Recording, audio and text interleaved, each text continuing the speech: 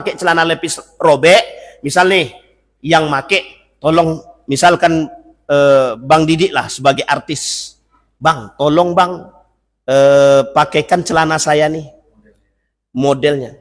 Dipakailah sama Bang Didik, padahal itu celana robek-robek, baju robek-robek, nampak semuanya.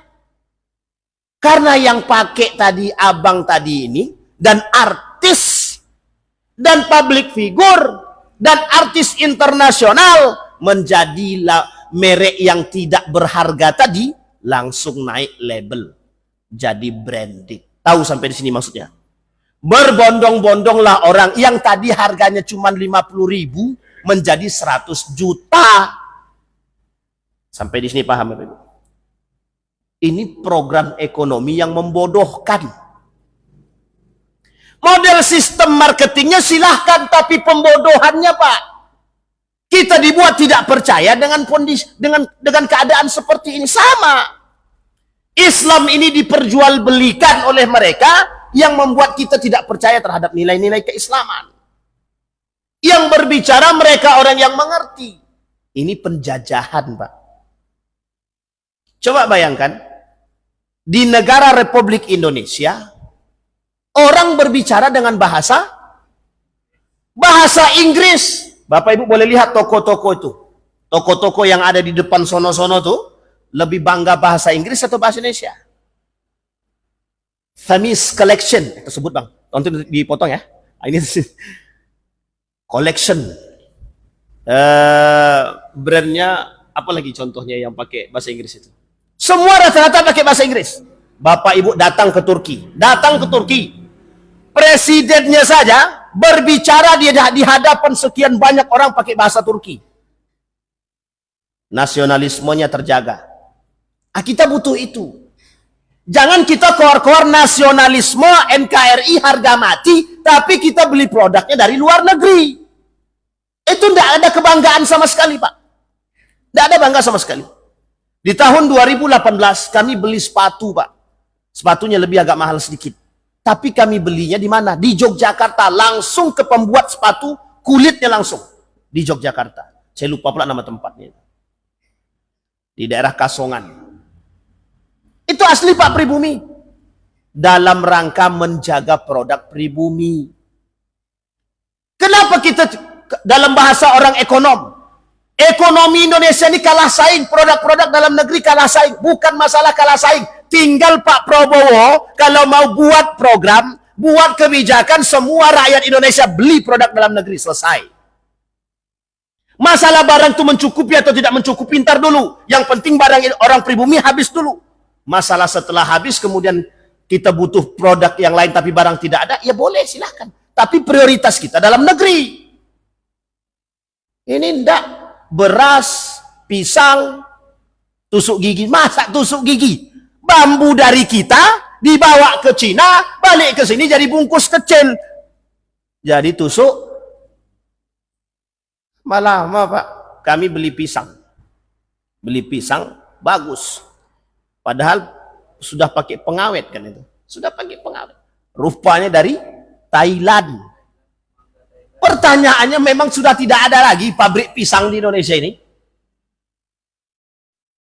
Dengan alasan lah. Sekian banyak alasan. Terserah Bapak Ibu, apapun itu alasannya. Jadi kalau kita tidak mau dijajah secara ekonomi, ya kita sebenarnya yang harus memprioritaskan. Makanya saya katakan sama Bapak Ibu sekalian yang berbahagia. Ini poin penting banget Bapak Ibu. Bapak Ibu kan lebih bangga kalau belanja di mall daripada di pedagang kaki lima. Bapak Ibu lebih bangga belanja di Indomaret, Alfamart daripada belanja di pedagang kaki lima. Pertanyaannya, pedagang kaki lima itu jualan untuk kehidupan. Orang yang jualan Indomaret itu Pak, itu ekspansi. Mereka berjualan untuk lebih maju. Bukan untuk mencari kehidupan sesuap nasi, bukan. Bapak Ibu perhatikan yang di pinggir jalan itu. Mereka jualan paling yang mereka inginkan besok saya bisa makan apa tidak. Itu mereka jualan. Boleh kita saksikan.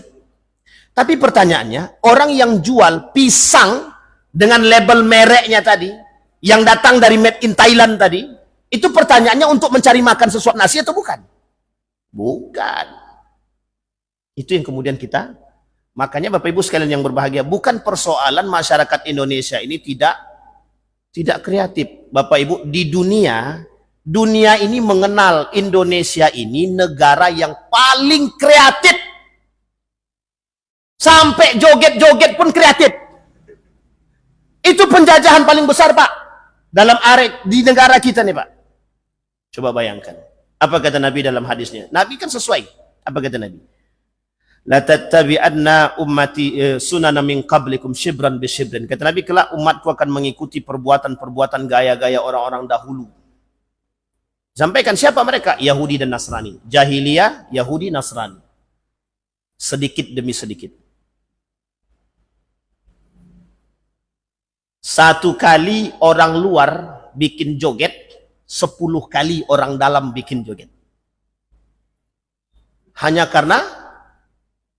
karena inovasi, sensasi yang menjauhkan daripada penjajahan rasa malu.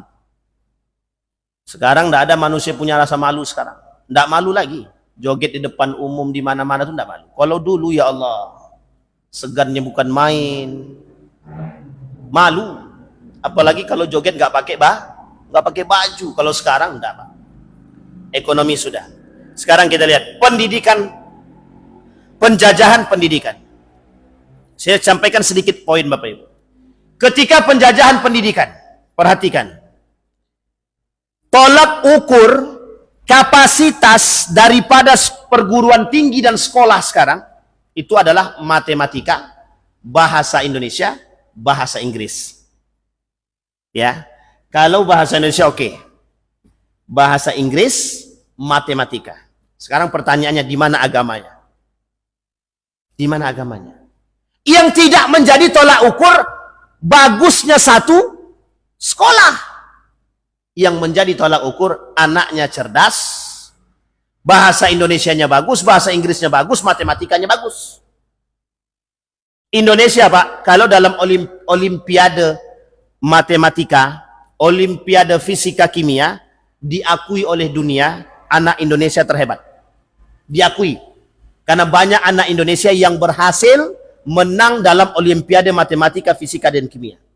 Pertanyaannya, Bapak Ibu mesti lihat kan, orang Indonesia termasuk paling hebat dalam urusan ngaji. Paling hebat, ditakuti. Dunia mengakui Indonesia termasuk negara yang paling hebat dalam urusan mengaji. Terutama dalam mengaji dengan irama mujawwadah. Atau bahasa lainnya mujawwad. Qari. Selalu Pak juara. Tapi kan tidak sefamiliar orang-orang yang mohon maaf. Yang unggul di bidang sosial. Kenapa begitu? Karena tolak ukur pendidikan kita dari dulu dirubah, Pak. Dirubah. Yang dulu tolak ukur pendidikan itu merujuk kepada nilai-nilai keislaman. Dihapuslah nilai-nilai keislaman tadi yang menjadi tolak ukur kapasitas IQ. Lu pinter bahasa Inggris, lu pinter matematika, lu pinter kimia, selesai. Masalah lu pintar agama, ndak pintar agama, ndak usah, ndak urusan. Maka tertanamlah dalam benak orang tua kita zaman dahulu, hasil dari penjajahan yang mereka lakukan daripada masa penjajahan Belanda, yang kemudian penjajahan Amerika dan lain sebagainya, tercuci. Apa kata orang tua kita? Sekolah itu untuk cari kerja. Akhirnya apa yang tertanam dalam benak orang tua kita? Kalau setelah setelah sekolah anak ini tidak dapat kerja, satu penyesalan yang besar dalam diri orang tua. Pertanyaannya, kalau anaknya tidak sholat, ada nggak penyesalannya? Baru-baru inilah orang tua menyadari, oh kenapa dulu anakku tidak sekolah di bidang agama. Ini penjajahan, Pak, ini penjajahannya. Ini penjajahan utama yang mereka inginkan di balik penjajahan ekonomi, penjajahan pendidikan, penjajahan politik, budaya, dan adat. Inilah inti utamanya, Pak. Agama. Ini kasus di Bali. Seorang perempuan membuat video. Apa kata perempuan tersebut? Mereka berkelahi di tengah jalan, orang asing datang, kemudian ekonomi merosot. Di Bali itu, mereka yang punya pendapatan, hasil pendapatan mereka berikan kepada negara mereka. Duit yang mereka gunakan dalam transaksi menggunakan mata uang mereka, tidak lagi mata uang kami, kata perempuan tersebut dalam videonya. Nah, nanti bisa di-share langsung aja Pak Azwar. Di-share aja kemana-mana video tersebut. Biar sadar Pak, biar tahu kita. Kejadian itu akan terjadi di negara kita. Bisa akan terjadi di daerah kita, bisa akan terjadi di Riau, bisa akan terjadi di Sumbar, atau di mana-mana. Pasti akan bisa terjadi. Kalau kita tidak punya perhatian. Dan kita tidak punya kebijakan melalui para pemangku kebijakan. Jangankan persoalan itu. Yang membuat agama hari ini goyang, yang bisa membuat agama itu goyang adalah ekonomi. Makanya kenapa mohon maaf persoalan ekonomi ini Pak, itu persoalan utama yang dilakukan oleh Yahudi untuk menghasut manusia jauh daripada agama. Bayangkan Pak, bayangkan apa kata Yahudi, kami punya dana, kami punya duit, untuk menghancurkan kalian itu mudah dengan duit. Padahal dia takut. Yahudi itu takut dengan kita Pak, takut dengan kita yang memegang nilai-nilai agama. Tapi karena dia punya banyak duit, dia bayar orang-orang kita melalui duit mereka. Sehingga orang-orang yang tadi, yang dibayar oleh mereka Yahudi ini, berhasil merusak umat muslim itu sendiri. Secara perlahan, sedikit demi sedikit. Penjajahan. Ini yang disebutkan. Maka kata Dr. Adyan Husaini, Zionisme itu adalah kolonialisme paling jahat. Allah sebutkan di dalam Al-Quran yang tadi kita bacakan. Apa kata Allah? Kejadian Nabi Musa, kejadian Nabi Harun terhadap Fir'aun. Apa yang dilakukan oleh Fir'aun? Penindasan. Aku ini Tuhan. Didatangkan dua orang kepada Nabi Musa. Perhatikan, yang satu kalau kau mau hidup, dibiarkan hidup. Yang satu dimatikan, dibunuh. Pertanyaannya, yang dibunuh tadi disuruh hidup kembali, tidak bisa lagi. Artinya dia hanya bisa memberikan pilihan. Pertanyaannya adalah, bagaimana pandangan masyarakat ketika itu terhadap Fir'aun? Dipaksa oleh Fir'aun untuk menganggap diri dia Tuhan. Dipaksa. Sama seperti apa yang dikatakan oleh Nabi dalam hadisnya tadi. Kelak agama mereka itu, dinuhum darahimuhum wadananiruhum, yang akan menjadi agama bagi mereka, bagi manusia kelak di akhir zaman itu, kata Nabi, adalah dirham dan dinar. Tolak ukurnya ekonomi, tolak ukurnya uang, tolak ukurnya nuqud, fulus, dan tolak ukurnya adalah harta. Kekuasaan yang dimiliki oleh Fir'aun, harta yang dimiliki oleh Qarun, menjadi landasan Pak, sebagai satu bentuk kekuasaan yang dia miliki. Apa kata Fir'aun? Memiskinkan orang itu mudah Pak. Ambil hartanya, rampas hartanya. Ini kan ilustrasi kasar. Ambil hartanya, rampas hartanya, maka miskin dia. Sama dengan sekarang begitu. Kalau ada orang yang merampas harta kita, berarti memiskinkan secara paksa. Itu yang dikecam oleh agama. Allah sebutkan, wala ta'kulu amwalakum bainakum bil batil. Kejadian ini Bapak Ibu sering terjadi. Orang hari ini lebih bangga belajar bahasa Inggris ketimbang bahasa Arab. Bahasa Arab, bahasa Al-Quran, bahasa Inggris, tidak tahu bahasa mana. Tapi lebih bangga mana? Kami kalau pandai bahasa Inggris Ustadz, kami bisa kerja ke luar negeri. Cita-citanya bekerja di luar negeri. Untuk penghasilan yang begitulah cara penjajahan sistem ekonomi yang mereka lakukan. Baik, yang pertama penjajahan ekonomi sudah. Yang kedua penjajahan pendidikan. Kita lihat lagi Bapak Ibu. Kurikulum kita, dulu Bapak Ibu, Malaysia, Jepang, itu datang ke Indonesia. Ngapain? Melihat kurikulum kita. Sekarang balik, kita yang ke sana untuk studi banding kurikulum. Makanya tiap tahun berubah. Tiap siapa yang berkuasa berubah kurikulum itu. Tidak tahu kapan eksisnya kurikulum kita itu Pak. Kenapa begitu? Setiap para penguasa ingin merubah kurikulum. Iya Ustaz, ada anggarannya, itu pandai-pandailah. Sampai di sini paham. Maka kurikulum berubah Pak. Ada salah satu pesantren di Indonesia ini, kurikulumnya dari dulu sampai sekarang tidak berubah. Dan tidak mau di bawah pemerintah. Pondok Pesantren Darussalam Gontor. Dari dulu sampai hari ini, 1926 sampai hari ini, kurikulumnya cuma satu. Tidak ada duanya, Pak. Satu. Oh, ijazahnya tidak mau diakui pemerintah. Tidak ada masalah. Orang-orang, mohon maaf Pak, ini saya cerita saja sedikit. Mencari alamat saja, mencari alamat. Dulu termasuk saya pribadi. Mencari alamat pondok itu saja, susahnya bukan main. Karena tidak ada tanda panahnya, tidak ada. Promosinya tidak ada. Taunya hanya dari lisan ke lisan. Sampai di Ponorogo sesat pula lagi. Karena tidak punya tanda, Pak. Baru-baru inilah kemudian diberikan tanda. Ini loh alamat masuknya, tandanya. Nanti sampai jalan-jalan nanti ada tanda ke Pondok Gontor. So, cuma itu Pak. Zaman saya dulu malah tidak ada. Cari sendiri, datang sendiri. Mau belajar kalian datang, tak mau berhenti. Begitu modelnya Pak. Yang butuh itu santri, bukan pondok. Kalau sekarang pondok butuh santri. Kalau dulu santri butuh pondok. Bapak Ibu boleh lihat sejarah-sejarah pondok-pondok. Baik Tebu Ireng, mana lagi, Sidogiri dan lain sebagainya. Boleh Bapak Ibu cek. Bagaimana latar belakang pondok itu. Dulu santri yang butuh pondok, bukan pondok yang butuh santri. Kalau sekarang pondok butuh santri, sekolah yang butuh santri sekarang. Ini model perubahan. Satu ketika, pimpinan Pondok Gontor itu, pendirinya itu, dengan Mukti Ali, kalau saya tak salah itu Mukti Ali, Menteri Agama. Apa kata beliau? Pilih yang mana?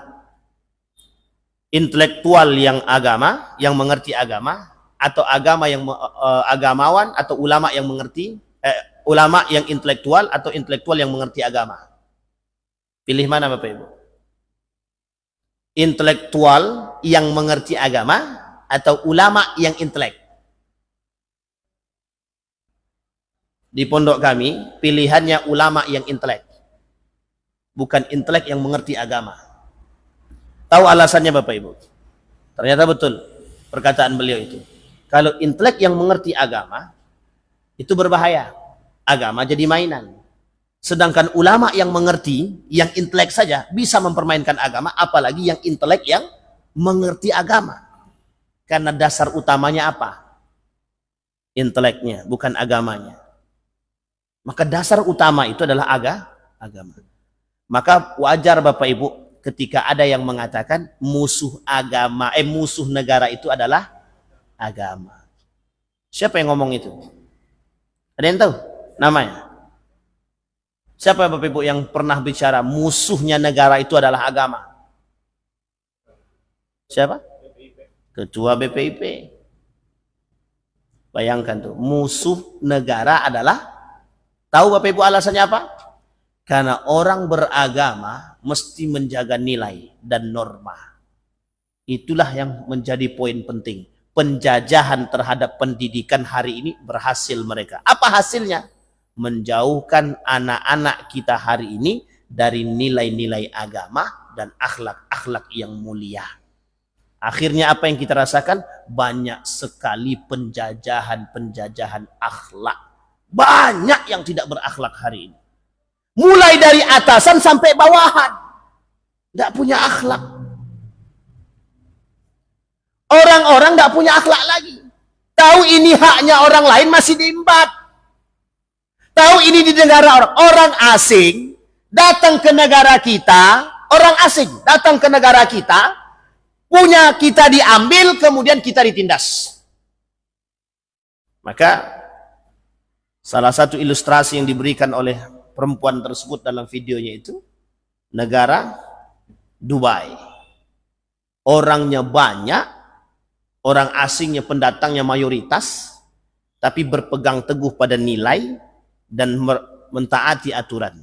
Karena yang tidak mentaati aturan dihabisi. Yang tidak mentaati aturan disuruh pergi.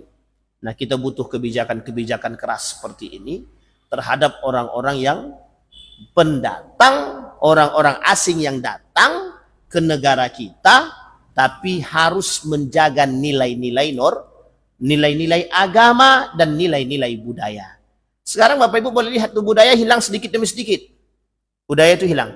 Di kota Bapak Ibu tidak akan lihat lagi budaya-budaya, nilai-nilai adat istiadat itu tidak ada lagi. Tapi kalau Bapak Ibu masih balik ke desa, masih terasa dia. Masih terasa, apalagi dalam urusan pernikahan. Oh, terasa betul. 1 hari, 2 hari, 3 hari. Kalau di sini dari pagi sampai siang selesai. Yang penting akad nikah selesai. Dah selesai Pak. Begitu. Tidak terasa Pak. Padahal adat-adat, nilai-nilai budaya itu penting. Makanya bahasanya melestarikan budaya. Termasuk Pak, mohon maaf, warisan yang ditinggalkan oleh Nabi kepada kita, jangan sampai kita hilangkan. Cuman 2 Pak ya, warisan yang ditinggalkan oleh Nabi kepada kita. 1 Al-Quran, 1 lagi hadis. 2 ini digodok menjadi 1 yang disebut dengan ilmu. Wa innal anbiya la yarithu dinaran wala dirham walakin yarithul ilma. Para nabi itu tidak mewariskan kepada para ulama itu dinar dan dirham, tapi yang mereka wariskan adalah ilmu. Walakin yarithul ilma. Sampai di sini ada pertanyaan Bapak Ibu terkait kolonialisme penjajahan. Berarti kita sekarang sedang dijajah Pak Ustaz. Betul. Dulu saya pernah tuliskan begini di tahun 2020 ke bawah, kembalinya negara boneka. Kenapa begitu? Oh, dulu kita digitukan. Dulu ada bahasa negara boneka, betul ya? Sekarang bedanya apa? Maka bahasanya adalah kembalinya negara boneka. Maksudnya apa kembalinya negara boneka ini? Nah, ini menjadi persoalan kita bersama. Artinya Bapak Ibu sekalian yang berbahagia. Kenapa Turki bisa merebut negara mereka melalui Erdogan, kemudian sebelumnya mereka punya satu politik yang mereka pegang, namanya politik identitas. Baik secara ras maupun baik secara identitas kenegaraan, baik itu secara identitas agama. Identitas agama, politik identitas agama dan politik identitas terhadap kewarganegaraan menjadi persoalan.